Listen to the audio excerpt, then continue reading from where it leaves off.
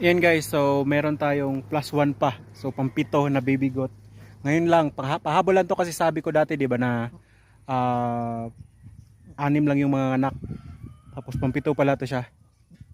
Hindi ko napansin kasi malaki yung tiyan niya pero ano kasi may anak pa siya yung dumalaga ba na sumasama pa sa kanya. So hindi ko siya napansin. Buntis din pala at saka malapit na rin. Sabi ko days na lang mga anak. Tapos ngayon ang anak na oh. 'Di ba? Babae yung anak niya guys. So sa 7, 2 yung lalaki. So at least may 5 babae tayo, 'di ba?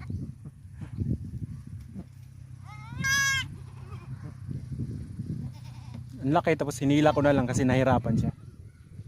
Parang isa lang dinata to yung anak niya, hindi na to madalat. Ewan ko kung meron pa. Sana meron pa. So lipat ko siya mamaya.